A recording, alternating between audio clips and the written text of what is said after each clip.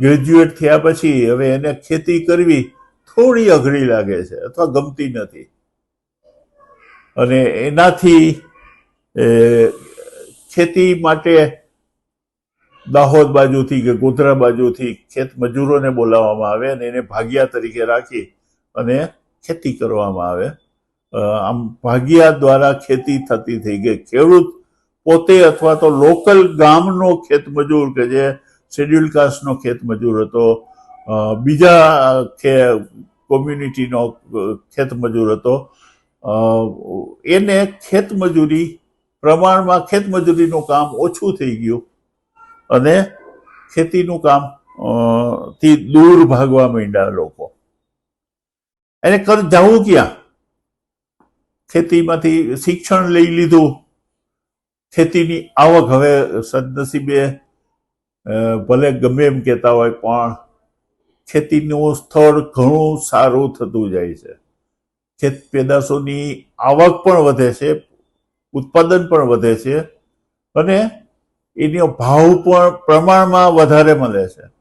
આજથી 15 વર્ષ પહેલા, 20 વર્ષ પહેલા કે 10 વર્ષ પહેલા જે ભાવ મળતો એના કરતા અત્યારે ઘણો વપાય. એના સામે ઉત્પાદન ખર્ચ પણ વધ્યું છે, ખેતીનું ખર્ચ પણ એટલું જ વધ્યું છે, મજૂરીનો ખર્ચ વધ્યો છે, ખાતરનો ખર્ચ વધ્યો છે, બિયારણનો ખર્ચ વધ્યો છે, ઇલેક્ટ્રિસિટીનો ખર્ચ વધ્યો છે, બીજી બધા ખર્ચ વધ્યા છે.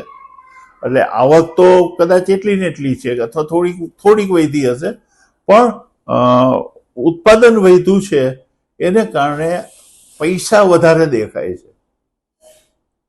જે પેલા ખેડૂત 10,000 કે 15,000 કે 25,000 મહિને વર્ષે કમાતો, એને બદલે અત્યારે 1,00,000, 2,00,000, 5,00,000, 25,00,000 સુધીની ખેતમાંથી આવક મેળવતો ખેડૂત થઈ ગયો છે. આ એક તો એનું શિક્ષણ વધ્યું છે, ખેતી એને કરવી નથી, એની પાસે પૈસા આવ્યા છે, એક્સ્ટ્રા પૈસા આવ્યા છે, વધારાના પૈસા આવ્યા છે, એને કરવું શું? એટલે એને કંઈક ધંધો કરવો છે, ઉદ્યોગ કરવો છે, વેપાર કરવો છે. એના માટે એ ગામડામાં રહેતો નથી, શહેર તરફ જાય. શહેર તરફ જવા પાછળનું એક બીજું કારણ પણ સામાજિક કારણ પણ છે. આજના સમયમાં કોઈ છોકરી ગામડામાં જવા તૈયાર નથી. કોઈ ખેડૂતની દીકરી હોય અને એને ગમે એવું સારું ઠેકાણું હોય, ખેતીની સારી જમીન હોય, 50 વીઘા, 100 વીઘા, 200 વીઘા જમીન હોય, સુખી ખેડૂત હોય, તેમ છતાંય ગામડામાં હોય તો એને પરણવા માટે જલ્દી તૈયાર નહીં થાય. બહુ ઓછી છોકરીઓ તૈયાર થાય છે. એને શહેરમાં જ જવું છે, મોટા સેન્ટરમાં જ જવું છે, મોટા સેન્ટરની ચકાચોંધથી આકર્ષાય છે. પછી ભલે ને રાજકોટમાં હોય કે અમદાવાદમાં હોય કે સુરતમાં હોય કે બરોડામાં હોય કે મોટા કોઈ પણ સેન્ટરમાં હોય, જિલ્લા મથકમાં હોય, એ ગામથી 10 કિલોમીટર દૂર રહેશે. એ ગામડા જેવો જ ઇન્ફ્રાસ્ટ્રક્ચર વાઇઝ ગામડા જેવું જ વાતાવરણ હશે, સગવડતા પણ પૂરતી નહીં હોય, પણ તોય શહેરમાં જવાનો એક આગ્રહ સામાજિક રીતે બહુ વધ્યો છે. એને કારણે પણ ગામડામાંથી શહેર તરફનું માઇગ્રેશન વધ્યું છે. લોકો શહેર તરફ જવા માંડ્યા છે. પૈસા આવી ગયા, એજ્યુકેશન આવી ગયું, ખેતી કરવી નથી તો ગામડામાં શું કરવું એમ. આમ આ બધાને કારણે ગામડાઓ તૂટ્યા છે, ભાંગ્યા છે. કોઈ પણ ગામડું તમે જુઓ, એમાં ખાસ કરીને અમરેલી જિલ્લો, ભાવનગર જિલ્લો, જામનગર જિલ્લો, જુનાગઢ જિલ્લો, જ્યાં રોજગારીની તકો નથી, એ લોકો એમાં એકાદ બે માઠા વરસ આવી જાય એટલે સુરત તરફની દોડ ચાલુ થાય. સુરતનો વરાછા રોડ જે ઓરિજિનલ સુરતી કરતા પણ મોટો થઈ ગયો અત્યારે, વસ્તીની રીતે, બીજી બધી રીતે, એ આખો ડેવલપ કાઠિયાવાડના આપણા સૌરાષ્ટ્રના જ ખેત મજૂરો અથવા તો ખેતી સાથે સંકળાયેલ વ્યક્તિઓ પેલા હીરા ઘસવા માટે ગયા. શરૂઆતમાં હીરા ઘસવાની કામ હતી, પછી ટેક્સટાઇલમાં ગયા, પછી બીજા ધંધામાં ગયા. આમ અત્યારે ફૂડની અંદર એટલા લોકો છે. આમ ગામડાઓ ભાંગ્યા, શહેર તરફ વળ્યા, માઇગ્રેશન થયું. એની પાછળનું કારણ ઉદ્યોગ ધંધા ઓછા છે અને એની આડઅસરો મોટા શહેરોમાં વધારે ખરાબ રીતે પડી. ગીચતા વધી ગઈ, ગંદકી વધી ગઈ, ક્રાઇમ વધ્યું, બીજા બધા પ્રોબ્લેમ્સ વધ્યા. કેમ કે એકલો યુવાન ત્યાં રહેતો હોય,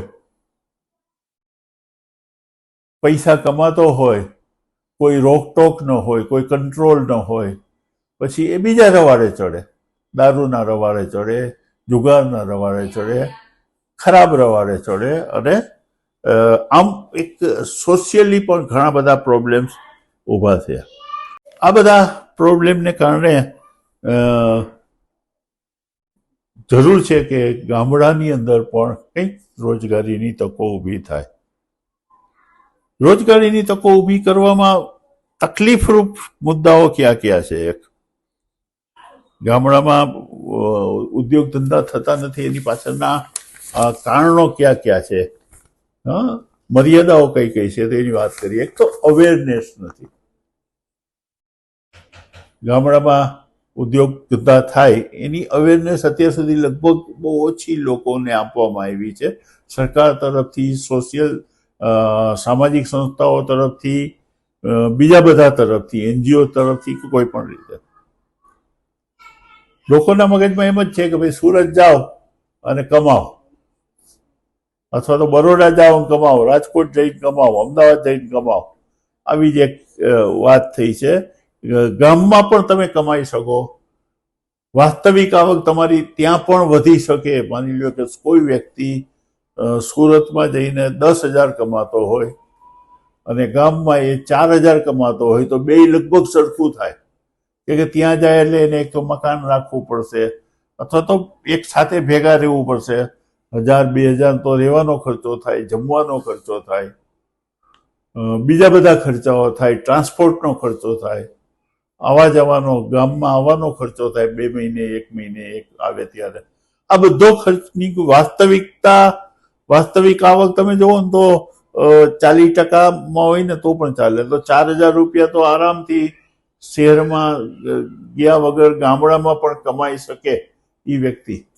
એટલી જેટલી મહેનત સુરતમાં 8 કલાક 10 કલાક હીરા ઘસે છે કે ટેક્સટાઇલ મિલમાં કામ કરે છે, એ 10 કલાક જો અહીંયા પોતાના ઘરે ગામડે કામ કરે તો પણ એટલા કમાઈ શકે. આ એક હકીકત છે. એટલા ઓછા ભલે કમાય પણ ઘરનો રોટલો એને મળે, ઘર સાથે રહી શકે, કુટુંબ સાથે રહી શકે, મા બાપ સાથે રહી શકે. સ્કિલ મેન પાવર નથી ગામડામાં. શું કામ ઉદ્યોગ નથી થતા? એનું કારણ એક અવેરનેસ નથી, બીજું સ્કિલ મેન પાવર નથી, માર્કેટ નથી. મોટો પ્રોબ્લેમ એ કે ભાઈ અહીંયા વેચવું ક્યાં? બનાવી તો શકી, ગામડામાં ઊભું થઈ જાય, બનાવી શકાય, બનવામાં તો કદાચ વાંધો ના આવે, પણ માર્કેટ નથી.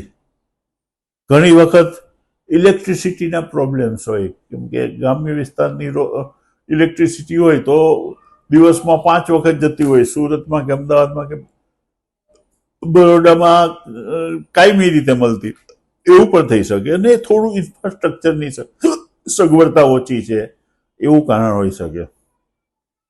આમ આ બધી મર્યાદાઓ પણ આવી શકે. આ બધી મર્યાદાને કારણે પણ આપણને ઉદ્યોગ ધંધાનો ડેવલપમેન્ટ અહીંયા નથી થતું. આ માઇનસ પોઈન્ટ થયો આપણો કે ગામડામાં શું કામ ઉદ્યોગ ધંધા નથી થતા. હવે એના સામે પ્લસ પોઈન્ટ પણ હું તમને બતાવું. એક તો ગામડામાં પૂરતા પ્રમાણમાં સ્પેસ મળે, જગ્યા મળે. નાના એક તો ગામડામાં પૂરતી જગ્યા હોય, એનો વાડો હોય, એની મોટું મકાન હોય, સરકારી ખરાબો હોય, બીજી બધી વસ્તુ હોય, એટલે જગ્યાની સ્પેસ એને પૂરતા પ્રમાણમાં પૂરતી મળે. મેન પાવર પણ પુષ્કળ મળે, કેમ કે આપણી પાસે જે રોજગારી 4 મહિનાની મળે છે, 8 મહિનાની રોજગારી વાળા લોકો બાકી જ છે. બધા લોકો કે સુરત કે બરોડા નથી જઈ શકતા, તો એ બેરોજગાર લોકો પણ જો કામ મળતું હોય તો ત્યાં એને મળી શકે. આનાથી એક મોટો પ્લસ પોઈન્ટ બીજો પણ છે. માની લો કે માણસો તો પુરુષ તો વહી જઈ શકે છે, પુરુષો તો ગામડેથી માઇગ્રેટ કરીને બહાર વયા જશે, પણ બહેનો જનરલી નથી જતી અથવા તો નથી જવાની. એ બહેનોને પણ કામ સમય છે જ, અને એ બહેનોને જો થોડી સ્કિલ આપવામાં આવે, થોડું માર્ગદર્શન આપવામાં આવે, થોડી અવેરનેસ આપવામાં આવે, તો એ પણ અનસ્કિલ કે સેમી સ્કિલ વર્કર તરીકે બહુ સારી રીતે કામ કરી શકે અને મોટા પ્રમાણમાં કરી શકે. બહેનો પૂરતી પ્રમાણમાં મળી શકે ગ્રામ્ય વિસ્તારમાં. એનો પણ ઉપયોગ સારી રીતે કરવાની જરૂર છે. ગામડામાં પશુપાલન પણ પૂરતા પ્રમાણમાં છે. એટલે દાખલા તરીકે ગાય, ભેંસ, બકરી, અન્ય પશુપાલન, આનો ધંધો બહુ મોટા પ્રમાણમાં હોય છે, કેમ કે ગામડામાં જ હોય, ખેત પેદાશો એ ગામડામાં જ હોય. તો આ બધી વસ્તુઓનો પણ રો મટીરિયલ તરીકે ઉપયોગ કરી અને એનું વેલ્યુ એડિશન કરીને સારી રીતે કરી શકાય. અને આનો કેમ કે આ બેઝિક જે રો મટીરિયલ છે, દાખલા તરીકે દૂધ છે, એ સેન્ટરમાં નથી થતું, સિટીમાં નથી થતું, મોટા શહેરમાં ઓછું થાય છે, 5% થાય છે, 95% ગામડાઓમાંથી જ આવે છે. એવી જ રીતે ખેત પેદાશો મોટા ભાગની ગામડાઓમાંથી જ થાય છે.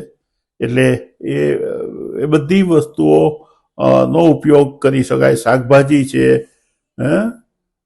મગફળી છે, ઘઉં છે, બાજરો છે, શાકભાજી છે, ફ્રૂટ્સ છે, વગેરે વગેરે બધું. આ બધી વસ્તુનો પણ ઉપયોગ કરીને આપણે કરી શકીએ. એક સારું કાર્ય આપણે કરી શકીએ ખરા. કઈ તકો હોઈ શકે એના વિશેની આપણે વાત કરીએ. એ તકો વિશેની વાત આપણે બીજા ભાગમાં કરીએ. સબસ્ક્રાઇબ કરજો, લાઈક કરજો અને શેર કરજો. આભાર.